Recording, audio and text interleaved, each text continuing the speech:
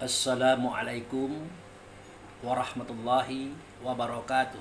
Waalaikumsalam warahmatullahi wabarakatuh. Alhamdulillah wa syukurillah lillahi ta'ala la rahmatillahi alaina aina fazal laili hadar nafazal bait insyaallah rahmatullahu alaina wa ala nabil karim Muhammad sallallahu alaihi wasallam hayya salimu alaihi Allahumma sholli ala sayyidina Muhammad wa ala ali sayyidina Muhammad ila hadratin Nabi Mustafa Muhammad sallallahu alaihi wasallam wa ala alihi min azwajihi wa zuriyati wa ashabihi wa alal baiti kiramil fatihah.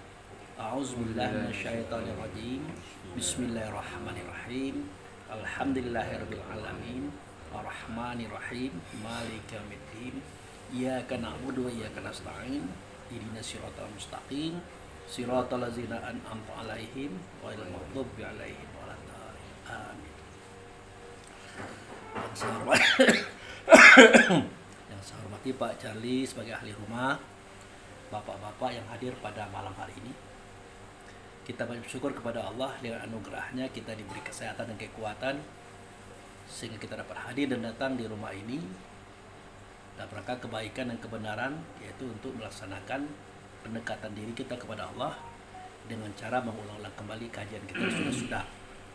Kemudian kehadapan ikutan kita Nabi Muhammad Rasulullah Sallallahu Alaihi Wasallam, kita telah menyatakan salawat. Semoga salawat kita sampaikan tadi, yang kita nyatakan tadi, didengarkan oleh Allah dan digantikan oleh syafaat pertolongan, di mana pada waktu itu tidak ada pertolongan kecuali datang daripada Allah melalui Rasulullah Sallallahu Alaihi Wasallam. Jadi malam ini kita menyambung kajian yang sudah-sudah. Jadi pada Rabu yang lalu kajian kita itu rukun Islam yang 5 perkara. Pak Arif apal? Coba Pak, rukun Islam 5 perkara. Rukun Islam 1, mengucapkan 2 kalimat syahadat. Yang kedua, menjalankan sholat 5 waktu sehari semalam. 3, puasa bulan Ramadan. 4, membayar zakat. 5, naik haji bila mampu. Ya. Jadi itu rukun Islam 5 perkara yang kita ketahui selama ini seperti itu. Ternyata itu dalam kajian tasawuf bukan rukun Islam yang 5, tetapi perbuatannya, perlakuannya, sehingga yang 5 itu tidak berperkara. Nah, jadi ada yang 5 dia itu berperkara. Nah, yang 5 itu ada di batang tubuh kita itu Pak Bambang. Masih ingat Pak Wel? Ada 5 dalam tubuh kita itu, dia itu berperkara. 1, anasir angin. Anasir angin itu namanya roh rehan. Yang kedua, anasir air, namanya roh rahmani. Yang ketiga, anasir tanah, namanya roh jasmani. Yang keempat, anasir api, namanya roh idafi. Yang kelima adalah rohullah. Nah, rohullah. Inilah yang bertikai. Nah, bertikainya kenapa? Karena mereka itu berbeda tempat munculnya. Kalau asalnya sama Pak, asalnya sama-sama Nur Muhammad kalau itu. Jadi seperti yang pernah kita ceritakan dulu, ada 4 pasal yang dijadikan daripada Muhammad. Ini Muhammad bukan Muhammad Nabi Pak. Kalau Muhammad Nabi itu kan orang Arab ya. Kita cerita Muhammad Rasul. Pertama kali negeri yang diberkati, nah, itu namanya negeri Bakkah. Ada dalam surat Ali Imran ayat 96-97. Kedua, aras di bumi. Itu bisa disebut Baitullah juga. ketiga surga neraka, keempat mukmin. Mukmin itu kalau bahasa kitanya orang yang percaya kepada Tuhan. Kenapa dia percaya kepada Tuhan? Karena dia pernah berhadapan, mendengar, melihat langsung. Seketika Tuhan bertanya, alastu bi rabbikum, adakah tidak aku ini Tuhan kamu? Ya, maka mereka menjawab, benar, engkau Tuhan kami. Itu dalam kajian umum kan. Kalau dalam kajian khusus, adakah tidak aku ini dengan Tuhan kamu? Para ruh tadi tetap menjawab, benar, engkau itu dengan Tuhan kami. Nah, pembenaran inilah membuktikan kalau mereka itu menyaksikan. Nah, waktu itu kita jangan pernah mengartikan bahwa ruh yang menyaksikan itu adalah roh manusia aja, bukan. Ada roh langit, ada roh bumi, roh gunung, roh lembah, roh sungai, roh laut, roh danau, roh tumbuh-tumbuhan, buah-buahan, biji-bijian, sayur-sayuran, termasuk roh kita. Nah, jadi processingnya ada beberapa level. Jadi di antara roh itu ada tubuhnya itu terbuat dari cahaya. Nah, itulah rombongan malaikat. Ada tubuhnya terbuat dari tanah. Nah, itulah Nabi Adam, Idris, Nuh, Hud, Lut, Saleh, Ibrahim, sampai seterusnya sampai kita. Ada tubuhnya terbuat dari api. Itulah rombongan Azal bin Janu, bangsa jin. Itu level 1 kan. Ada level 2. Ada tubuhnya terbuat dari angin. Nah, itulah roh rehan yang kita bicarakan hari ini. Ada tubuhnya terbuat dari air. Itulah roh rahmani. Ada tubuh terbuat dari tanah. Namanya roh jasmani. Ada terbuat dari api. Roh idafi. Nah, yang 4 ini disatukan Tuhan. Terjadilah makhluk level 3. Itulah langit, bumi, beserta isinya termasuk badan kita. Jadi badan kita ini adalah gabungan dari angin, air, tanah, api. Ada 4 di sini. Nanti akan dimasukkan ke dalam diri kita ini rohullah. Nah, jadi 5 dia. Nah, itulah yang ribut, yang bertengkar, yang berperkara. Itu yang dibahas. Nah, jadi selama ini kita tidak temukan kajian itu karena ya belum sampailah gitu. Nah, informasi ini belum sampai. Nah, jadi kembali kepada pembahasan itu tadi. Rukun Islam 5 perkara. Jadi ada rukun, ada perkara. Dikendaki yang 5 ini ya rukun, jangan berperkara gitu. Nah, cak mana nak merukunkan yang 5 ini? Sementara kita tidak tahu yang 5 ini apa. Dan siapa yang mampu merukunkannya? Kita juga tidak tahu.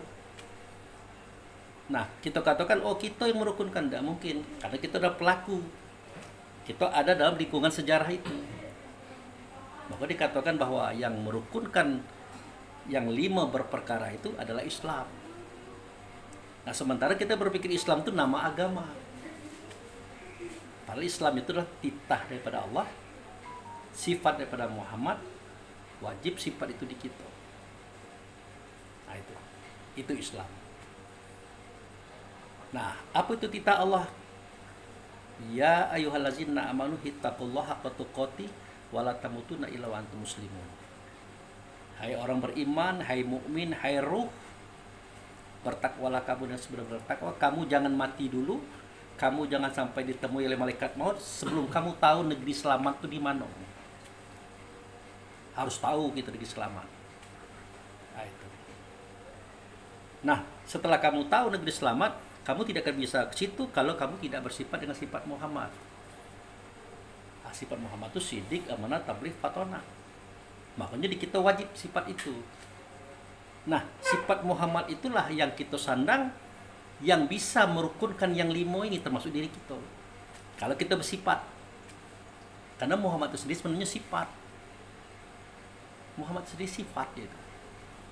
Nah, dikatakan Muhammad artinya orang yang membawa sifat. Yang dibawa itu Rasul. Rasul itu sendiri sifat. Yang 4 itulah sebenarnya. Nah, jadi yang 5 tadi itu hanya bisa dirukunkan oleh Allah melalui Rasul, Rasul melalui Nabi, Nabi melalui sifat yang ada dalam diri kita. Jadi kita wajib punya sifat itu. Nah, kitalah yang menjadi wakil Allah, wakil Rasul, wakil Nabi untuk merukunkan 4 yang ada kita hadapi ini. Karena kita kan sendiri nih, pas kita masuk dalam tubuh ada 4 lawan kita nih. Nah jadi sewaktu kita dimasukkan, ditiupkan pada usia 14-10 hari di tubuh tadi, itu kan menolak yang 4 tadi Pak. Ya, yang 4 itu kan kalau boleh kita katakan al-nasir, angin, air, tanah, api, itulah cikal bakal penciptaan manusia. Nah kita dimasukkan ke dalam itu, menolak dia, yang 4 tadi menolak. Efek daripada penolakan inilah terjadi ngidam-ngidam itu Pak. Kalau orang-orang ngidam itu kan macam-macam Pak, tingkahnya itu macam-macam. Ada yang saya tahu, ada yang beras campur minyak tanah, ada yang nak makan arang, dan tuh ada nak makan buah, ada bawaan tuh nak marah dengan laki baik, macam-macam itu bawaan. Nah itu efek daripada demonstrasinya yang 4 tadi, dia tidak mau yang 1 ini masuk. Nah, itu. Jadi itu yang perlu kita kenal. Jadi seketika Pak Bambang mendengar informasi dari orang, itu Pak Wel itu begitu. Pak Bambang kan mendengar, tidak melihat, tidak mendengar langsung, tidak ada pada posisi kejadian. Tiba-tiba Pak Bambang itu mengiyakan dan ngomong pula dengan Pak Charlie, ke Pak Arif juga dan ke saya. Disadari atau tidak waktu itu Pak Bambang sudah keliru. Kalau yang Pak Bambang lakukan itu adalah kerjanya roh angin itu, pantang kelintasan, dapat cak nengok informasi langsung disambar tanpa diperhitungkan, langsung sampaikan. Nah, itulah maka banyak terjadinya pencemaran nama baik, karena dia dikuasai oleh roh rehan. Nah ini harus kita kenal ini. Makanya kata Allah dalam Al-Quran itu surat Al-Hujurat, jika datang kepada kamu orang fasik membawa berita, itu cek dulu kebenarannya. Nah, nanti takutnya kamu itu menghukum orang dalam kondisi jahil, tanpa pengetahuan, tanpa pemahaman, tanpa pengalaman, dan akhirnya kamu menyesal. Jadi orang fasik di sini kita artikan keluar. Nanti dulu. Orang fasik itu bukan di luar sebenarnya, di sini. Di dunia ini nak fasik segala orang silahkan. Tapi kalau orang fasik di sini sudah kita kuasai, tidak masalah. Misal begini kan, datang kawan ini, kawan kita ulama, mau cerita, Pak Abu tahu tak, Pak Charlie begini-begini. Lah ulama kan, nah orang kan cepat percaya. Kalau agama kelak dulu, nanti dulu. Dari mana Pak Ustadz tahu? Saya dapat informasi dari tetangganya, digarisi Pak, batal itu. Artinya dia omon-omon, dapat dari orang ke orang, dan dia tergolong orang fasik. Nah orang fasiknya itu gampang ditengok, yang lebih parah itu orang fasik di sini. Kalau orang fasik di sini belum kita tundukkan Pak, siapapun yang datang mau informasi pasti kita terima. Apalagi datang tuh ustadz, kiai, ulama, ketua adat, pasti. Oleh karena itu dalam Islam ini ada ketegasan, tapi tidak mesti keras. Oke Pak Ustadz, kalau memang begitu Pak Charlie, maaf. Nah ini ketegasan kan, tapi tidak mesti ngencang. Dari mana Bapak tahu? Data yang mana Bapak ambil? Nah itu kata kawanku loh. Tapi kawan terpercaya, nah kan sering tuh Pak, dekat rumah dia tuh lah. Nak terpercaya, nak dekat rumah dia itulah. Kalau kita tidak nengok Pak, tidak dengar, tidak berhadap langsung, itu tidak boleh diterima. Bayangkan Pak. Kenapa? Itu adalah nuansanya roh rehan tadi, nuansanya yang pantang kelintasan tadi. Nah, namanya hawa. Nah, itu harus kita hafal itu, biar kita bisa menundukkan dia. Nah untuk kita bisa paham ini kan kita harus belajar Pak. Kalau tidak belajar tidak tahu gitu. Itu satu. Yang kedua, ada namanya roh air, roh rahmani. Bawaannya itu pantang kerendahan, nak tinggi itulah. Tinggi dia itulah, hebat itu. Pokoknya dialah segala-galanya. Nah itu. Tetapi karena namanya roh rahmani, roh pengasih, roh penyayang, bawaan ini gampang jatuh cinta Pak Charlie. Gampang senang. Makanya tidak sedikit perempuan jatuh di hadapan laki-laki, laki-laki jatuh di hadapan perempuan, itu kan itu. Hilang ingatan, hilang kesadaran. Kalau di rumah ada orang rumah. Begitu juga kita sering tertipu. Pak Bambang, nomor HP Bapak dapat undian mobil. Mobilnya tidak tanggung-tanggung, Fortuner. Cuman kalau Pak Bambang mau bayar pajaknya dulu, bisa kami kirim. Kita dengar Fortuner itu lah besar. Keyakinan, sugesti mereka itu sangat luar biasa. Tapi kita pikirkan lagi, apa modal kita dapat mobil? Sekedar undian nomor, tidak mesti dia dan yang lain. Hilang ingatan kita, sadaran kita. Akhirnya Pak Bambang kirim 5 juta. Sehari, 2 hari, sebulan, 2 bulan, setahun, tidak daftar mobilnya. Kenapa berarti tipu? Itu karena dorongan roh rahmani atau anasir air tadi. Nah, ini cara kita merukunkan itu. Jadi memang yang merukunkan itu hanya Allah melalui Rasul melalui Nabi melalui roh kita. Roh kita itu dengan sifat itu. Kalau sifat itu tidak ada, roh kita dilindasnya. Nah, itulah dia yang dapat omongan orang sampaikannya.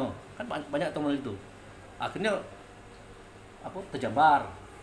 Itu minimal terjambar itu. Kalau di pengadilan mencemarkan nama baik.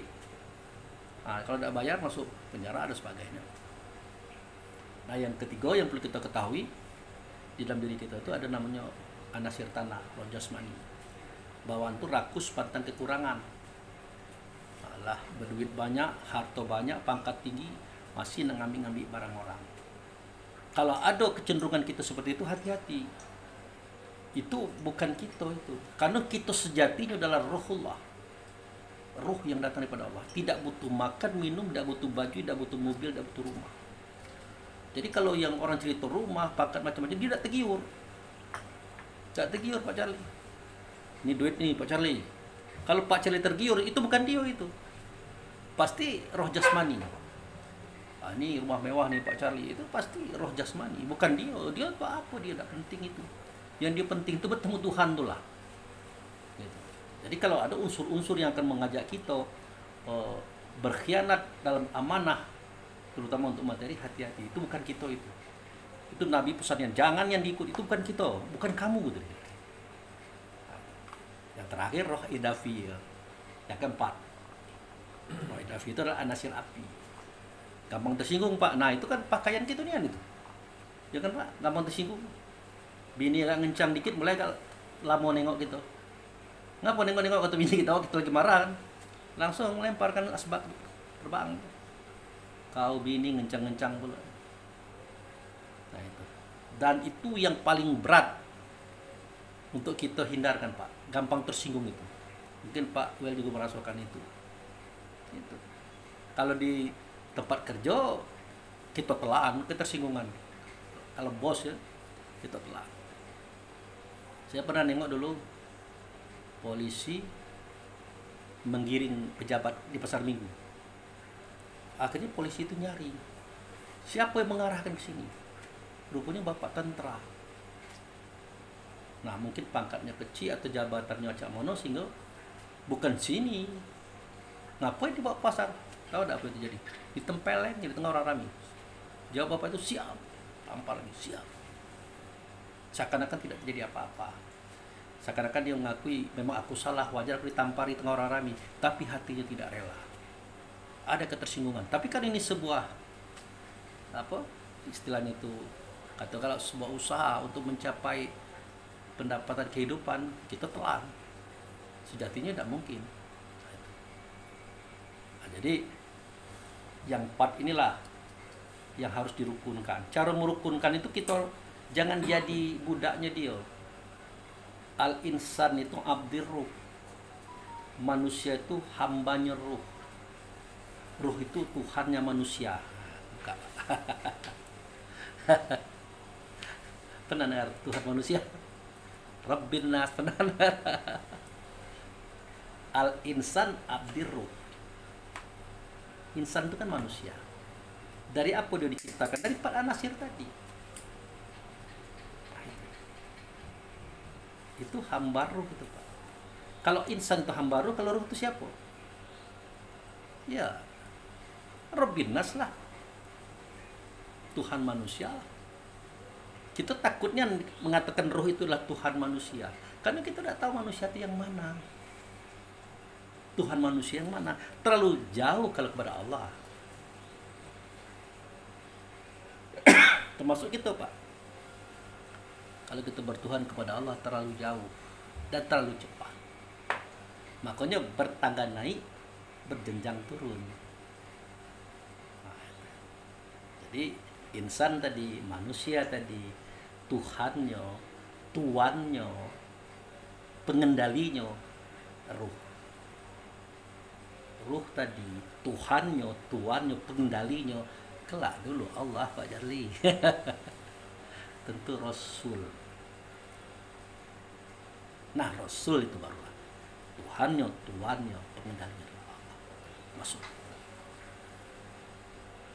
Kalau selama ini Pak Bambang tanya Tuhan Bapak siapa?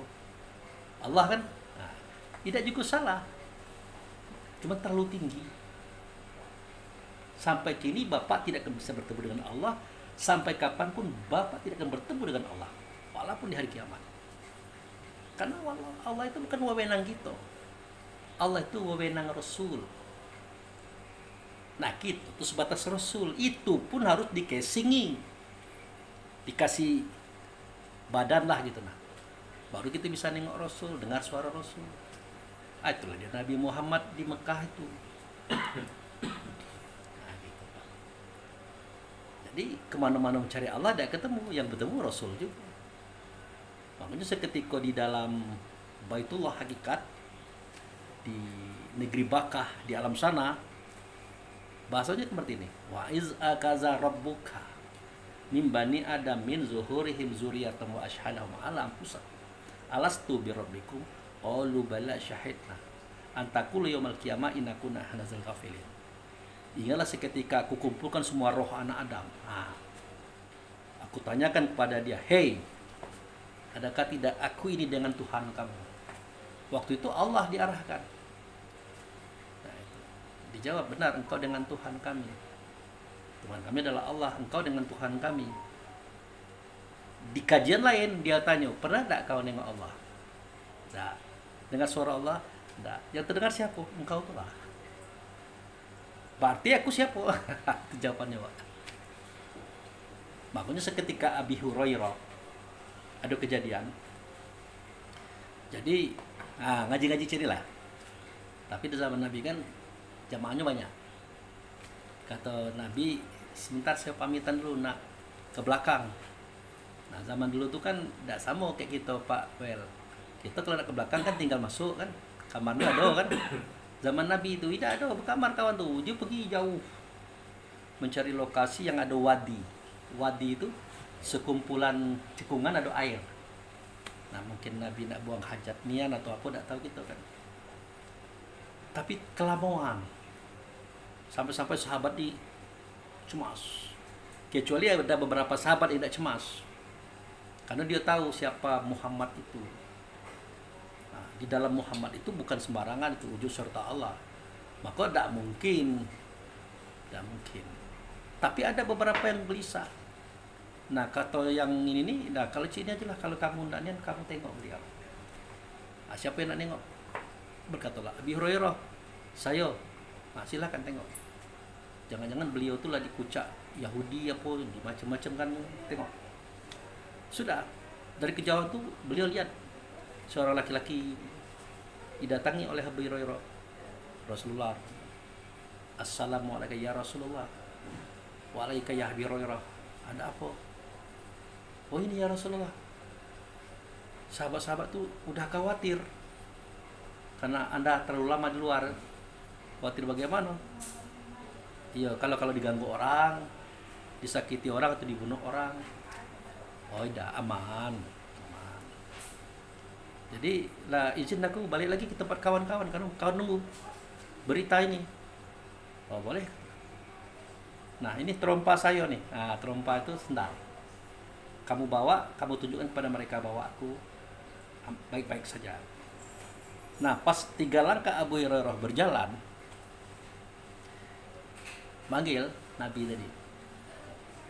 Kenapa kita katakan Nabi? Karena waktu itu ada badan. Abu Hurairah, ya Rasulullah, kesini, dekat. Dalam hidupmu itu siapa yang kau sembah? Nah, cerita kita malam ini persis. Allah ya Rasulullah. Oh iya. Kau paham tidak apa itu sembah? Nabi bertanya. Nah, mulai Abi Hurairah memainkan ingatannya. Langsung dia meraung nangis. Dia nak meluk Rasulullah kan tidak berani. Kalau tidak diizinkan tidak berani. Langsung ditersungkur. Ditegakkan oleh Nabi. Kenapa? Aku baru ingat ya Rasulullah. Engkau katakan bahwa menyembah itu adalah melaksanakan semua perintahnya, menjauhi semua larangannya, mencontoh perbuatannya, pergi kalau disuruhnya, datang kalau dipanggilnya, diam kalau ada ilmu daripada dia.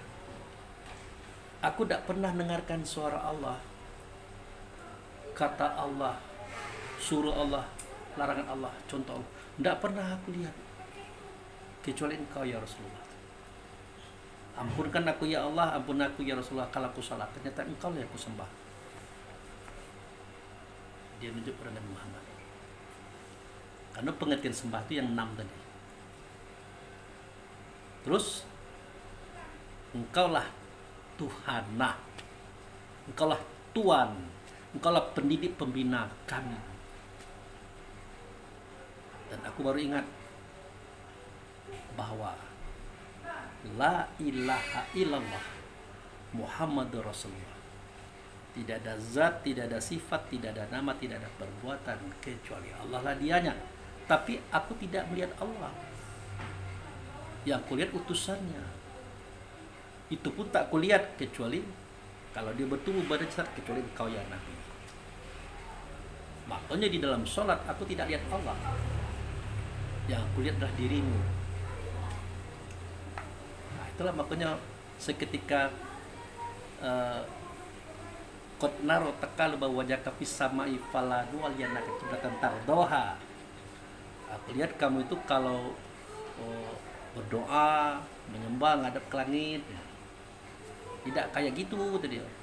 Kata Nabi Muhammad, bagaimana ya Rasulullah kau hadapkan wajahmu itu kepada kiblat, kamu senang dengan dia, kamu bahagia bersama dia, dan kamu mencintai dia. Nah, Nabi Muhammad itu ngomongkan diri dia. Nah, langit itu kan semacam kias, tinggi, besar, tidak berbentuk, tidak berupa. Aku tengok kamu menuju Allah, tidak macam itu.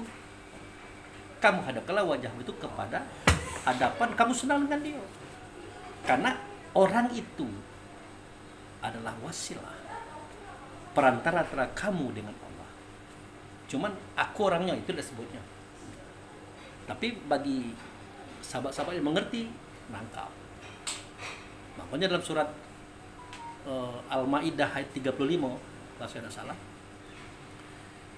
ya ayyuhallazina amanu ittaqullaha wabtagu ilahi wasilah wajadahu fi sabilihi la'alakum tuflihun. Wahai orang beriman, bertakwalah kamu dengan sepenuh takwa, cari oleh kamu jalan menuju Allah, yaitu wasilah. Berjuang kamu mencari dia. Kalau kamu dapat dia, kamu menang. Jadi wasilah itu memang beliau. Nah, kenapa tidak kepada Allah langsung? Tidak mungkin. Tidak level kita.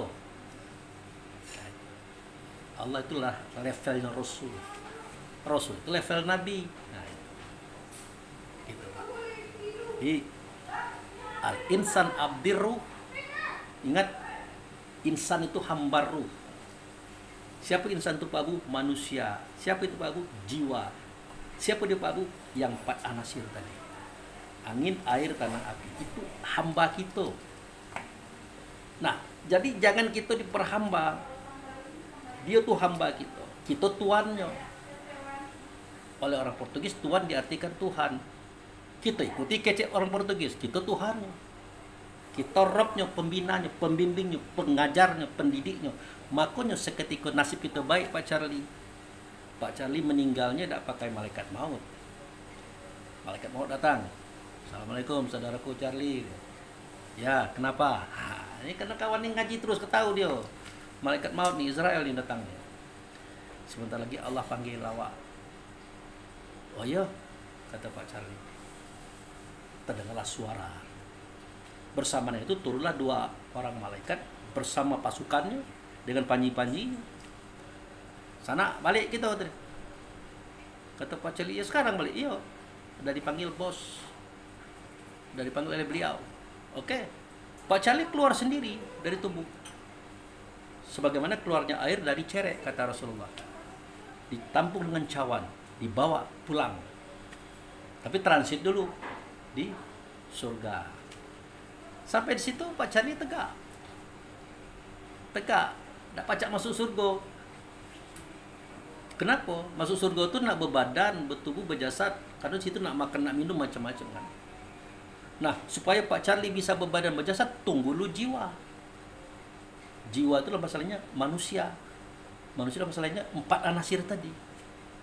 Nah, karena 4 anasir tadi sudah dibina oleh Pak Charlie, dibentuk oleh Pak Charlie menjadi baik, sehingga dia tidak pernah lagi menghambat Pak Charlie berbuat baik. Nah, itu. Dibina, dibentuk, dididik oleh Pak Charlie, sehingga mereka tidak lagi ngajak Pak Charlie berbuat salah, selalu mendorong kepada kebaikan. Nah, si jiwa inilah yang dicabut oleh malaikat maut, keluar dia. Makanya badan Pak Charlie tidak merasa sakit. Pas dia keluar, nanya dia, mana tuh temanku, sahabatku, kembaranku tadi? Lah pergi duluan, kata Israel. Woi, tidak pacak itu. Aku memang preman, aku memang bajingan. Aku terdiri dari 4 anasir, angin, air, tanah, api. Kayak angin itu pantang kelintasan, yang air pantang kerendahan, yang tanah pantang kurang, yang ini pantang tersinggung. Tapi berkat beliau tadi, dididiknya, dibinanya, aku jadikan dia sebagai Tuhan, kami jadi hambanya. Kami jadi baik, tidak bisa itu. Nah, sedang ribut-ribut tadi terdengarlah suara ya ayuhan nafsul mutmainnah itu. Pernah dengar, Pak? Nah, itu kan irji'i ila rabbi. Wahai jiwa yang sudah tenang, datanglah kamu kepada Tuhanmu dengan ridho dan ridho. Mendengar itu Israel antarkanlah dia ke pintu surga. Di situ Pak Charlie secara ruh sedang tegak bertemu. Lah kemana awak ninggal baik? Dia ada baca poinnya cik itu, aturan cik. Nah, masuklah kalimat kedua, fadkhuli fil bati. Fadkhuli fil bati itu artinya masuklah kepada hambaku. Roh itu hamba, hambanya Rasul kan. Sedangkan ini adalah hambanya ruh. Masuk dalam artinya bergabunglah. Seketika dia bergabung terjadilah tubuh baru. Nah, baru fadkhuli fil jannati, masuklah kamu ke dalam surga. Kalau dia berhasil dibina, dididik oleh Pak Charlie, akan begitu dia. Maka benarlah al-insan, nafs atau manusia tadi hamba daripada roh. Roh itulah Tuhan kepada manusia. Jadi kalau ada kalimat kul a'udzu birabbin nas, ketahuan, Pak. Nah, itu. Jadi coba kita ulang. Ayat 1. Yang kedua, yang ketiga, pasti kita mengatakan Allah terlalu jauh. Pasti kita mengatakan Rasul terlalu jauh. Karena manusia itu sendiri adalah 4 anasir itu. Ya Tuhannya bukan Rasul. Tuannya bukan Rasul. Tuannya kita. Makanya kita yang mengendalikan dia. Kita Tuhan kita Rasul. Makanya kita ikut Rasul, bukan ikut Allah. Pernah dengar itu? In kuntum tuhibbunallah fattabi'uni. Kalau kamu mencintai Allah, betul? Apa ikut Allah? Tidak, ikut aku, kata beliau. Tidak ada ikut Allah.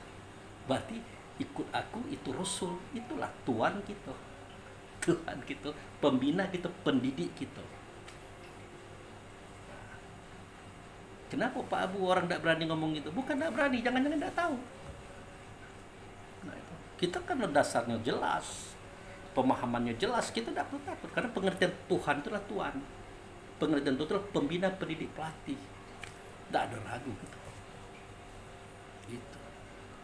Itu bisa dibuktikan, bisa diuji. Siapa yang bisa membina yang 4 anasir ini? Yang bisa merukunkannya? Islam. Apa itu Islam? Titah daripada Allah, sifat daripada Muhammad. Nah, wajib kita sifat. Supaya apa? Sifat itu ada di diri kita. Bisa dia membina, mendidik, merukunkan yang 4 ini oleh kita. Jadi kelima-limanya rukun. Kita nak sholat tidak diganggunya lagi. Nak puasa tidak diganggunya lagi. Kita nak sedekahnya tidak ribut lagi. Selama ini kalau kita sedekah, orang rumah kita berbunyi. Marulah pula sedekah terus banyak duitnya. Nah, tapi semenjak dia yang 4 anasir yang daripada dia bisa dididik oleh rohnya dia, tidak cek itu lagi. Bang, berapa sedekah tadi? 10.000 deh. Adalah, kasihlah 50, kasihan pula. Kan kemarin dapat rezeki. Nah, dapat istri yang sudah terbina manusianya oleh rohnya dia. Dapat istri yang sudah terbina, marah dia, Pak. Akibatnya apa? Adik kita datang, kita masih nyuruh-nyuruh. Iya, Pak Wer. Mbak kita datang, ngasih nyuruh-nyuruh. Karena takut ribut kayak gini, bukan takut kayak gini, takut ribut kayak gini. Gitu. Jadi yang merukunkan yang 5 itu adalah sifat. Itulah Muhammad. Nah, Muhammad itu kita pakai sifat itu. Bisa. Nah, supaya kita bisa merukunkan yang 5 ini, kita harus mengerjakan yang 5 macam tadi, Pak.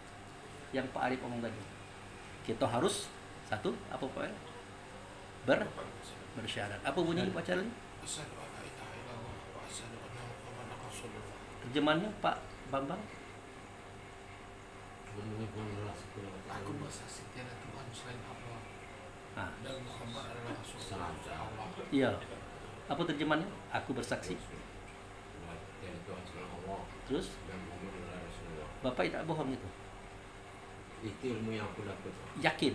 Yakin. Yakin. Berarti bertanggung jawab. Iya. Oke. Boleh Pak Celi bertanya ke beliau. Mau bertanya? Oke lah, saya tanya. Oke Pak Bambang. Pak Bambang mengatakan tadi, Pak Bambang bersaksi tidak ada Tuhan selain Allah. Muhammad adalah Tuhan Allah. Pertanyaannya, di mana Pak Bambang menyaksikan? Satu.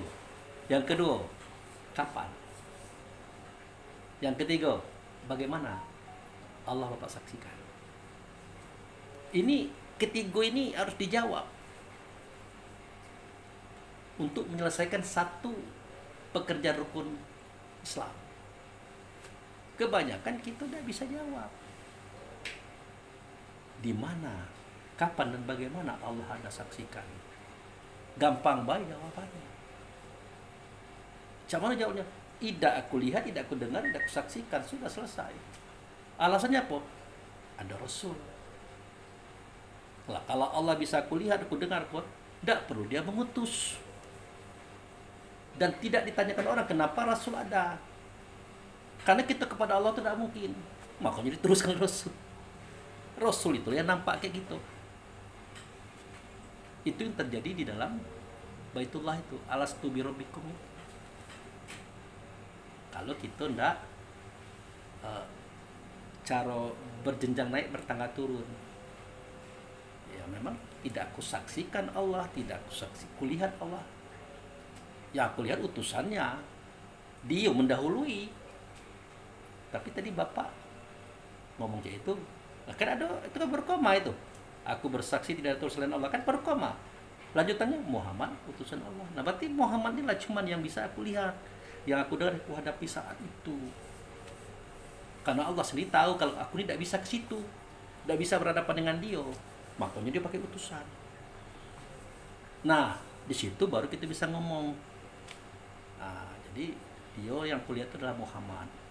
Ingat Muhammad Rasul ini di mana? Di Baitullah. Kapan? Waktu itu. Selesai. Tapi tidak cukup pembuktian. Nah itu pembuktian. Nah itulah kajian kita dulu Pak. Seketika kita bersuara, berkata, berbuat tanpa tubuh bisa Pak Bambang? Bisa tidak? Tidak bisa kan? Ya kita nak bersuara, berkata, berbuat, tubuh kita tidak ada. Tidak bisa kan? Siapa membuat tubuh? Kita kah atau Allah? Allah kan. Di poin ini kita tidak ada. Jelas kan tidak ada kita kan? Nah, kita mendengar, betul? Melihat, betul? Mencium, betul? Merasa, betul? Berpikir, betul? Kalau tidak ada ruh, bisa kita mendengar, Pak? Well, tidak bisa kan? Nah, berarti ruh lah yang mendengar di telinga, melihat di mata, mencium di hidung, berkata di lidah, merasa di hati, berpikir di otak. Benar, Pak Arif? Ruh ya? Apakah ruh itu kita? Apakah ruh itu kita? Tidak ada judulnya di Quran, tidak ada di hadis, tidak ada yang mengatakan ruh itu kita, tidak ada. Sumasawahu wa nafakha fi min ruhihi. Seketika sempurna batang tubuh itu, aku tiupkan roh aku, kata Allah. Tidak ada gitu. Rupanya yang mendengar telinga, melihat di mata, mencium di hidung, berkata di lidah, berpikir di otak, merasa di hati, itu adalah roh Allah. Kok kita mengklaim-klaim? Itulah yang saya tuntut waktu umroh yang kedua kemarin. Oke ya Allah, aku akui di poin pertama aku tidak ada, di poin kedua apa lagi? Bagaimana bisa aku katakan aku ada? Apa kata Allah? Kau ada, seketika aku katakan ada. Di mana jalannya? Nah, ingin tahu jalannya? Ada 3 jalan. Perhatikan. Hak aku, hak dirimu, hak setan atau hewan. Contohnya, nah, seketika engkau bangun pagi, engkau ke kamar mandi, buang air besar, buang air kecil, mandi macam-macam, sarapan, mencari uang ke pasar, ke kebun, ke kantor. Boleh kau klaim itu dirimu. Nah, waktu itulah aku izinkan kau mengatakan kamu itulah kamu.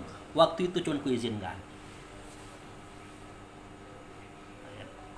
Di situ engkau boleh mengatakan itulah engkau. Di situ.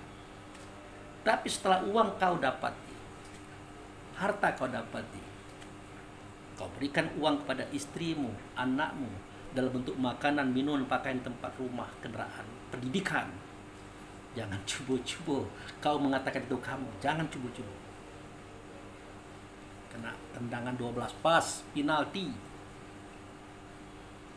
Kenapa begitu ya Allah? Itulah aku. Bayangkan. Kalau Pak Bambang dapat duit, ngasih bini makan, anak makan, ngasih dia baju, belikan rumah, mendidik dia sehingga dia jadi profesor. Jangan cubo-cubo. Kalau jadi profesor tuh aku. Jangan. Bukankah anak tuh hadapan kita Tuhan langsung membatalkan. Nah, di situ kita tidak berani mengatakan aku. Kita hanya mengatakan kita itu adalah di saat kita bangun ke WC, makan minum, bekerja. Boleh itu kita katakan kita, boleh. Nah, Pak Abu, kami selama ini tidak tahu. Pernah aku marah dengan anakku, ngasih makan ke aku. Nah, bersama dengan itu engkau sudah jatuh kepada kelas paling bawah. Setan atau hewan. Itu Allah, kita, hewan, setan. Jadi hewan dengan setan itu satu kelas. Jadi kapan kita bisa mengatakan kita? Seketika perbuatan kita sebagai hamba tok. Ini maaf nih sebelumnya nih. Ini Pak Abu Fikri yang serang ceramah ya. Betul? Real Pak? Ya. Apakah berani Pak Abu mengatakan ini dia yang sedang ceramah? Tidak berani. Sejak kapan dia memberikan informasi, kaji, paham? Tidak ada. Oh berarti Pak Abu mengatakan dia Allah. Tidak berani juga. Cukup ada yang memahami ya, kira-kira gitu bahasanya. Maka saya tanya bapak-bapak ini nanti punya pengalaman, kira-kira ngomong tingkatan di atas Pak Abu. Pak Abu bahagia gitu. Tidak akan ada terjadi iri dengki. Ya, memang rezekinya Pak Cali. Dia ceramahnya berapi-api sehingga dia diundang orang kemana-mana. Nah, itu. Tak boleh Pak Abu. Oh, Pak Cali itu jadi dulu saya tidak bisa. Itu bisa dipahami Pak. Jadi aku akan mengatakan itu aku seketika kita adalah hamba. Tidak boleh lebih dari itu Pak. Ada katakan, ya kalau C itu di poin ini aku tidak ada ya Allah. Di poin ini tidak juga. Di mana aku boleh mengatakan aku? Nah, kamu boleh mengatakan kamu di sini, di poin ini. Nah, jadi selain Bapak di poin itu, maka ya langit dan bumi semua isinya termasuk tubuh dan jasad Bapak adalah kata orang sekarang manifestasi ya. Perwujudan daripada siapa? Ya daripada Allah itu sendiri. Kalau orang bertanya, Pak Wel pernah melihat Allah? Pernah. Tapi wujudnya, kalau esensinya tidak pernah. Wujud Allah Pak Wel pernah? Iyalah. Kalau aku tidak pernah melihat wujud Allah, maka batallah syahadatku. Nah, bisa dipahami. Yang ditengok itu wujud kamu. Kemana saja kamu berhadap atau menghadap, pasti kamu akan melihat wujudku. Kalau ada salah itu fa'aina ma tuwallujuhum sama wajah Allah. Wajah wujud. Kemanapun kamu menghadap, jadi situlah wajah Allah. Pas nengok orang rumah, ya wajah Allah. Karena wajah Allah itu adalah kenyataan yang ada, maka dia tidak boleh dikotori. Seketika mengotori wajah Allah tadi, maka kita terkena sanksi, namanya dosa. Efeknya penyakitan atau kerugian. Inilah kajian orang yang sudah leluhur kita dulu, nah gitu nah. Sampai dia menghargai langit, bumi, angin, air, tanah, api, pohon, macam-macam. Kalau ditengok pula kajian Titik Puspa almarhumah, sewaktu dia ngaji dengan podcast ya, dengan Deddy Corbuzier, bangun tidur tuh dia menghadap ke langit, selamat pagi langit, selamat pagi bumi, angin, air, tanah, api, terima kasih atas anugerah Tuhan yang ada pada kamu untukku. Maka timbul persahabatan. Lah kalau kita sudah bersahabat dengan alam semesta, alam yang mana ngucak kita. Jadi jangan heran kalau ada orang tsunami macam-macam, giliran dia tidak kena apa-apa, lah sahabatnya. Nah, itu yang disebut dengan kaji itu, Pak. Wih, Pak Cali itu hebat nih, ngaku gempa besar, rumah runtuh, aman-aman beda keluar. Yalah sahabatnya. Karena Pak Cali paham itu, apa itu rumah, apa itu pohon, apa itu dia tahu. Dan kita tidak seperti itu, Pak. Boro-boro nak bersyukur kepada Allah, boro-boro bersyukur kepada orang yang ada di sekitar kita, kita belum. Nah, untuk bisa bersyukur kepada yang ada di sekitar kita, yang mengantarkan kita kepada Rasul dan Allah, kita harus paham dulu siapa air. Pernah kita berpikir, Pak, dari tempat tidur kan ke kamar mandi, Pak, kita buang air besar, ya, buang air kecil, buang angin macam-macam. Kalau ada air, apa yang terjadi? Repot kan, Pak? Nah, air inilah yang menjadikan kita bisa membersihkan itu, betul, Pak? Ya, air itulah yang bisa membersihkan kotoran kita tadi. Air itulah yang bisa kita mandi, kita berwudu sehingga sholat kita sah, sehingga kita lepas dari janabah karena kita olahraga dengan orang rumah. Air itu tadi. Tapi pernahkah kita tahu apa itu air? Siapa air itu sebenarnya? Siapa yang ada di dalam air itu? Saudara kita, Pak. Itulah kaji yang pertama tadi. Nur Muhammad atau ruh tadi masuk ke sini, ke namanya masuk ini. Pas masuk ke air, namanya Roh Rahmani. Itulah dia yang kita hidungnya, matanya, badannya kita siramkan kepada kotoran kita. Ada dia menolak, Pak, waktu Pak Cali siram. Kalau situ dendak aku disiram, dendak. Ada itu. Ada. Dia pasrah. Berarti pengorbanan dia, pengabdian dia kepada Allah dan Rasul sungguh tinggi dibanding kita. Kita boro-boro kita nak disuruh ciumi kotoran orang. Itu tidak mungkin. Kita bisa seperti itu seketika seperti itu. Agak sedikit melenceng. Nah, tapi kalau seperti itu aja. Sudah kan? Sudah kita mandi. Kita pakai anduk tak? Ya kan? Anduk itu asalnya kan benang. Benang kan kapas. Kapas kan buah. Apa enak itu? Pas dia pohon itu lah besar berbuah jatuh. Dia jatuh itu sakit. Dia siap dijadikan pintalan benang, kemudian jadi anduk. Ada rasa terima kisah kita kepada anduk. Atas penderitaannya dia jatuh, dipintal-pintal jadi benang. Sampai keluar gitu. Pakai baju juga, pakai sparinya. Nah itu. Benang, kapas. Itu pengabdian kepada Allah melalui kita. Pakai sepatu dari karet, ikat pinggang karet. Cak mano karet itu bisa terjadi? Dilukoi, Pak. Dilukoi kan, Pak? Berdarahnya, darahnya itu kita ambil, dijadikan sepatu, dijadikan ikat pinggang. Dia rela dilukoi untuk kita, Pak. Ada rasa terima kasih kita kepada dia. Selama kita belum bisa berterima kasih kepada mereka, belum bisa kita berterima kasih kepada Rasul. Bohong itu. Selama kita belum bisa berterima kasih kepada Rasul, belum bisa berterima kasih kepada Allah. Makanya yang di hadapan kita ini kita hargai, kita hormati. Kita boro-boro nak menghormati air, baju, pakaian orang juga kita hormati. Ya kan, Pak? Sering berlalu itu kan? Istri kita hormati, anak kita hormati, tetangga kita hormati, orang lain kita hormati, mak bak kita hormati, malah kita lawan. Parah kerja gitu. Masih jauh syukur itu. Maka saya katakan kita ini kalau bisa belajar untuk tidak banyak meminta kepada Allah. Ini ada, memintalah kepada Allah sebanyak-banyak. Ada, Pak? Jangan bosan-bosan. Memangnya Allah tuh lupa ngasih kita. Lupanya, Pak. Maka kita harus ngasih tahu, ya Allah berilah aku rezeki. Memangnya dia lupa? Tidak lupa. Memangnya Allah akan memberikan sesuatu yang tidak hak kita? Tidak mungkin. Pasti yang dikasihkannya itu adalah hak kita. Sebanyak kadar yang sudah ditetapkan. Sebenarnya kita tidak berdoa kepada Allah pun sebenarnya. Ya begitulah mestinya. Ya berdoa kepada Allah itu kan nyinggung perasaannya, seandainya dia manusia. Tersinggunglah dia. Pak Wel itu sebagai bos kita. Gaji Pak Charlie 10 juta, saya 10 juta, kita 10 juta seorang. Gaji itu bulan mudo. Baru tanggal 5. Pak Wel jangan lupa ya gaji saya. Sekali lah ngomong itu. Pak Arif lah ngomong itu pula. Aku lah ada lemak pula kayak kamu nih gitu. Baru tanggal 5 minta gaji, cak aku tidak pernah ngasih gaji. Ya bukan, kata kawan tuh ya memintalah kepada Pak Wel tuh gaji. Dan jangan bosan-bosan minta terus. Pening pala dia. Besok coret juga begitu berempat ini. Iya. Lah tahu gaji 10 juta sebulan sudah oke. Diberikan pada tanggal 1 atau tanggal 2 karena hari Minggu tadi kan.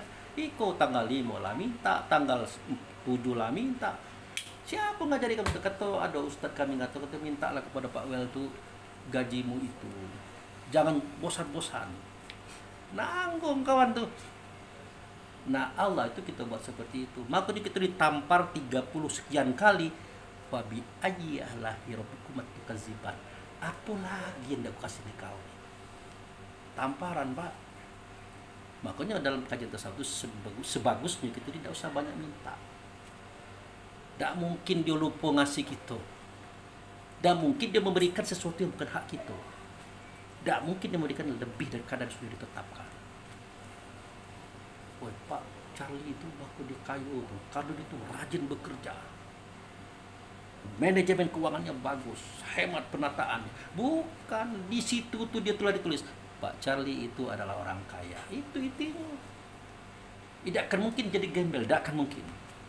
Abu Fikri nanti akan jadi gembel, tidak mungkin jadi orang kaya. Tidak mungkin. Ya kalau kita kaya galau siapa nak milih apa mulung-mulung, yang nak nyapu-nyapu, nak ngelap-ngelap kacau, tidak ada. Jadi dari sisi Allah itu Pak, rezeki kita itu sudah ditetapkan. Berapa jumlahnya, berapa kadarnya, kapan dia berikan, dan bagi dengan cara apa, sudah ditetapkan. Yang ini tidak usah bingung gitu. Yang kita bingungkan adalah kapan kita bisa bersyukur, berterima kasih atas semua ini. Itu yang kita bingungkan ini sekarang ini Pak. Tapi Pak buat itu, memintalah kamu kepada Allah. Jangan bosan-bosan. Meminta terus. Ya, jangan nyinggung Allah lah. Insya Allah tidak ikat kayak gitu lagi. Insya Allah tidak akan mungkin memberikan haknya lagi gitu. Itu sudah pasti. Yang perlu kita bimbangkan, yang kita ragukan, kita ini bersyukur sudah apa belum? Oke Pak Abu, kami akan bersyukur kepada Allah. Caranya bagaimana? Iya bersyukur kepada Allah. Nanti dulu. Syukur itu kan bahasa Arab. Bahasa kita kan terima kasih. Berterima kasihlah kamu kepada apa yang ada di sekitarmu. Pertama, dengan angin kamu bernapas. Nah, pernah ada berterima kasih dengan angin? Nah, bernapas dengan angin. Tanpa angin tidak bisa bernapas, oksigen. Pernah kita berterima kasih? Air tidak ada, dengan api tidak ada, dengan tanah tidak ada, suku-suku. Main pijak-pijak baik gitu. Mandi, kamar mandi, mau ngomong air tuh disogokan ke barang kita, disogokan kotor-kotor kita, berbaju, bermobil, capo baik gitu. Nah, sebelum kita bisa berterima kasih kepada apa yang ada di sekitar kita, belum bisa berterima kasih kepada Rasul, belum akan bisa. Apalagi Allah jauh. Maka ya minta itu ya. Tapi Pak Abu sholat itu kan minta itu. Kan gitu tuh. Itu tuh kan adatnya sebagai hamba dia begitu. Contoh Pak Charlie kan nyapu di muka rumahnya tuh. Lewatlah Pak Wel. Ngapa tuh? Gitu. Ada enggak misalnya itu? Karena Pak Charlie orangnya emosional, tidak kamu tengok ambo nyapu. Apa gawe ya? Sering kamu apa gawe itu? Nggak tahu orang nyapu ditanya lagi. Itu tuh etika kita berteman, bersahabat. Cobalah bayangkan, Pak Wel berteman bersahabat dengan Pak Charlie. Pak Charlie nyapu di rumah. Depan, lewat baik, tidak puji. Apa kata Pak Charlie? Sombong Pak Wel dapur. Memangnya apa salah aku? Itu kan jadi pertanyaan. Tetapi bukan Pak Charlie tidak ngerti. Apa gawe itu? Apa loka tuh? Lagi ngapain? Bukan Pak Charlie tidak tahu. Pak Wel tuh pasti nengok dia lagi nyapu. Ya sholat, aktivitas pagi nyapu. Itu kan. Apakah perlu Pak Charlie menjawab? Biasalah nyapu. Sebenarnya tidak perlu dijawab juga. Tapi kenapa dia menjawab? Karena persahabatan. Aneh jadinya. Pak Wel tahu dengan Pak Charlie nyapu lewat baik. Jadi pertanyaan, masih berkawan tak dia dengan aku? Dan sebaliknya Pak Charlie Pak Wel dan nanyo, ngapa tuh? Dia diam baik. Jadi pertanyaan. Jadi tanda kita berteman, bersahabat, bersaudara, apa? Tegur sapa. Ya Allah, ampunkanlah dosa-dosaku. Woi, kau tuh belum minta maaf, aku maafkan, kata Tuhan. Tidak ada manfaatnya pengazab kau. Kamu belum minta ampun, sudah aku ampunkan. Kamu belum minta, aku sudah kasihkan. Kamu belum minta perlindungan, udah aku lindungi. Dari dulu lah aku lindungi kamu. Kalau tidak aku lindungi, tidak ada susah ini kamu. Ya tapi kan bagaimana dia? Ya begitulah. Namanya hamba dengan Tuhan, Tuhan dengan hamba. Ya itulah, gitu. Ini mulai masuk kajian kabar. Gitu, Pak. Nah, jadi kembali pada situ kita tadi. Rukun kalah yang lima. Yang merukunkan siapa? Muhammad. Muhammad itu sifat ada di kita. Nah, artinya kita yang merukunkan tapi yang menggunakan sifat Muhammad. Kita rukunkan. Caranya itu tadi. Pertama kali jangan diikuti kehendak dia. Itu satu. Yang kedua, arahkan dia kepada kehendak kita. Supaya kita kuat, kerjakan yang lima ini. Pertama, syahadat taini. Nah, jangan omon-omon. Aku bersaksi tidak ada Tuhan selain Allah. Aku bersaksi Muhammad itu selalu omon-omon kan. Pas ditanya di mana, bagaimana, tidak jelas. Penjelasannya itu tadi. Yang kedua, sholat. Sholat itu hubungan. Kalau sholat kita tegak, rukuk, i'tidal, sujud, duduk, bacanya A sampai Z begitu. Kalau kawan agama lain, sholatnya ada juga, tapi tidak sama kayak gitu. Jangan dipersoalkan. Karena kita ini anak bungsu. Nah, yang pertama kali itu apa? Agama yang ada di Indonesia. Anggaplah Hindu ya, Buddha, Yahudi, Nasrani, Confucius, baru Islam. Tidak usah kita persoalkan bagaimana cara mereka berhubungan dengan Tuhan. Jangankan mereka yang berbeda merek ya. Para Nabi Adam sampai Nabi Isa itu cara sholatnya beda. Nah, tapi alangkah baiknya kita seragam. Bahkan ucapannya pun jangan mentang-mentang kita orang Bengkulu, bahasa Bengkulu kan. Allah yang gedang, ya jangan pula. Kalau orang Padang Allah yang gadang, kalau orang Jawa Allah yang gede, kalau Palembang Allah yang besar. Nah, itu sebenarnya tidak ada masalah juga Pak. Yang penting kita paham kan. Tapi alangkah baiknya seragam. Nah, itulah tadi dalam masalah ibadah sholat tadi alangkah baiknya seragam.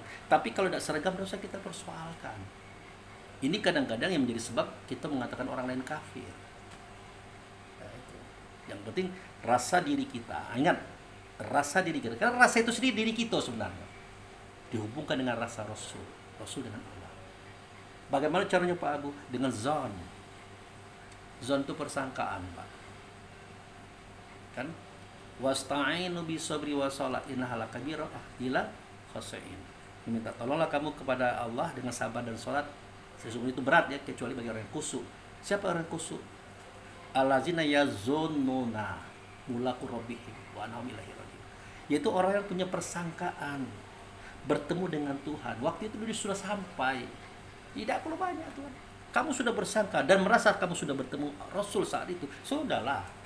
Tidak perlu banyak-banyak bacaan. Makanya sholat itu sebenarnya ke dalam Allah. Allah yang kita sebut jatuh kepada akbar. Kesimpulan yang menyebut itu siapa? Kita. Udah selesai. Udah usah diingat lagi Ka'bah tadi Pak Charlie. Udah usah lagi diingat makam Ibrahim macam-macam itu kan metode yang dibuat Tuhan tadi. Intinya tidak begitu. Nah, itu. Jadi bagaimana Pak Abu? Katanya kalau sholat itu nggak ada kiblat, betul. Kiblat itu artinya hadapan. Kiblat itu apa? Apa Pak Bambang? Ka'bah ya. Nah, Ka'bah. Itu kiblat tubuh. Kiblat batin? Nah, kiblat batin itu Rasul. Rasul itu sifat.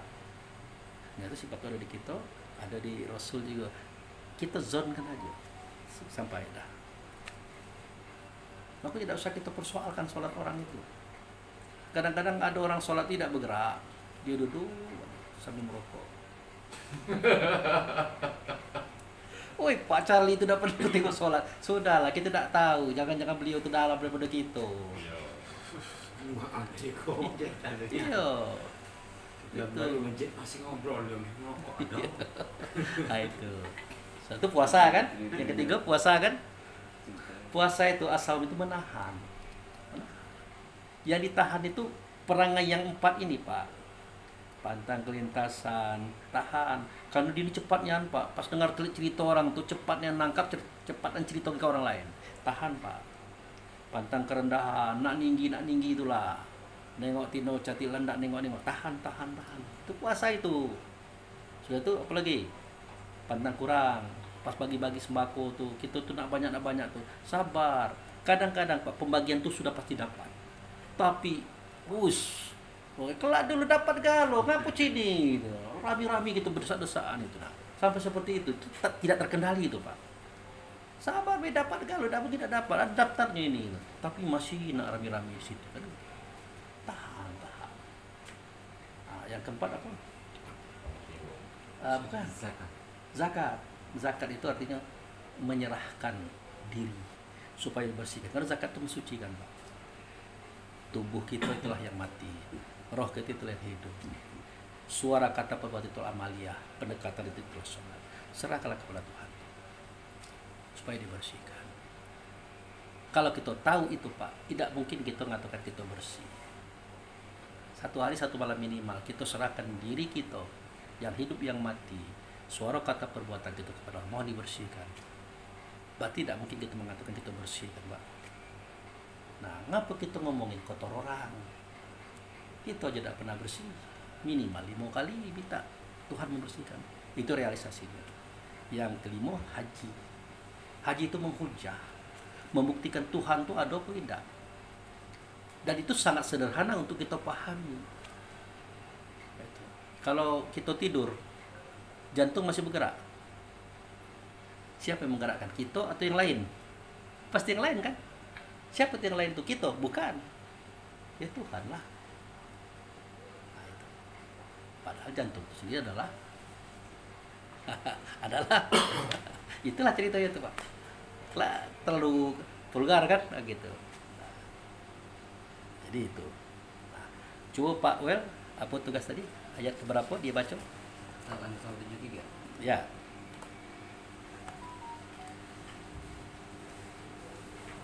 Kita baca ayat, kita masuk kepada hal yang lain yang jadi cakrawala bagi orang yang lain mendengar ini kita nih. A'udzu billahi minasyaitonir rajim.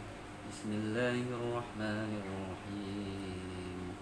Walladzina kafaru ba'duhum awliya'u ba'd illa taf'alu takun fitnatun fil ardi wa fasadun kabir. Orang-orang yang kufur, sebagian mereka menjadi penolong bagi sebagian yang lain. Jika kamu tidak melaksanakan apa yang telah diperintahkan Allah untuk saling melindungi, niscaya akan terjadi kekacauan di bumi dan kerusakan yang besar. Oke. Surat Al-Anfal ayat 73. Jadi ini akan dijawab pada video yang kedua. Oke, kita tutup video pertama.